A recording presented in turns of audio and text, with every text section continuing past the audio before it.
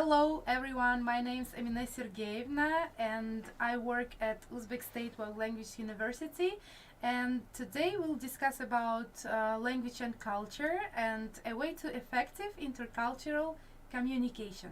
Okay, first of all, we'll discuss some question and the first is what is intercultural competence. And okay, nowadays it's extremely important to obtain intercultural competence while learning a language. So intercultural competence, it is the ability to function effectively across cultures, to think and act appropriately, and to communicate and work with people from different cultural backgrounds. Okay, why is intercultural competence is important, and how language and culture are interlinked together? Okay, second, what is difference between learning a foreign language and learning a culture? Okay, learning a foreign language entails learning the alphabet, word order, and grammar rules, while learning about the culture include the norms of the target community and so on. Okay, a learner's understanding of the language and culture relationship is essential. Culture and language are inextricably linked. You cannot understand a culture without first learning a language. A specific language is usually associated with a particular group of people. You interact with the culture of the language speaker when you communicate in their language. Okay. When learning or teaching a language, it's vital to understand the culture in which it's spoken, since language is deeply rooted in culture. Okay, next we'll speak about, okay, what is exactly a language? So language is a system of speech manual or written symbol that humans use to communicate. Language enables us to communicate, interpret, and play. Language helps us to share with others and identify ourselves, and the roots of human language remain a mystery. Linguists agree that the first humans, the Homo sapiens, used some spoken language, yet there is no record of this early language to show us how the speech started. Okay, next is what exactly is culture? So a group of people, characteristic and patterns of behavior define their culture.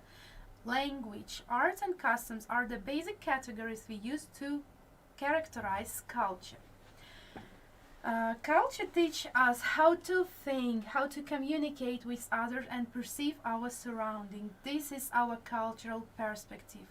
Okay, culture comes from the Latin word colere, which means to produce something out of the earth. In specific ways, our history is what brings us closer together. Culture is often used to identify separate people into groups. For example, we have Western culture, we have Eastern culture, and African culture. And however much like language, everybody has their own distinct culture. Even though two people living in similar situation will share characteristics, however, they are unable to share some cultural experience or ideas. Okay, next, what is relation between culture and language? So within a social community, culture and language share human beliefs, realities, and action. As a result, there is a relationship between culture and language. Whether it's a national folklore or everyday conversation, language and culture go hand in hand. And paralanguage is the non-lexical portion of any culture's language. It's a broad word that encompasses things like body language and voice, pitch, or sound. Depending on where you grew up, the paralanguage will be different. We pick up on those behaviors, expressions, and intonation from people around us. Okay, next. Why extralinguistic communication is important in different cultures? So extralinguistic aspects of speech are not coded, but they contain evidential information such as identity of the speaker, habitual aspects of the speaker voice quality, overall pitch range, and loudness. So body language that conveys conflict in one country sometimes used as a supportive in another. This is why, while talking, paralanguage can trigger miscommunication between ethnic groups. Pitch, intonation, speech rate, facial expression, hesitation, noises are examples of paralanguage. It has a significant influence on the language you use. So if you are bilingual, you have noticed how your voice shifts when you speak many languages. You can also know that your gestures or even attitude change as a result of this. Okay, the next question. How language and culture are interlinked?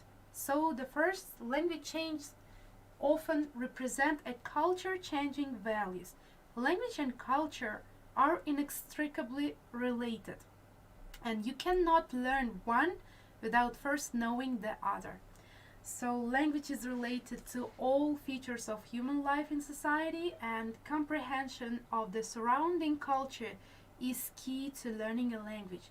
The language also allows for the development and evolution of cultural values.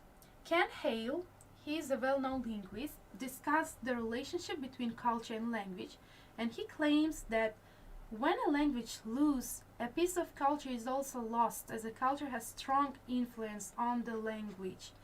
Our fundamental traditions, ideals, and interpersonal interactions are all influenced by culture.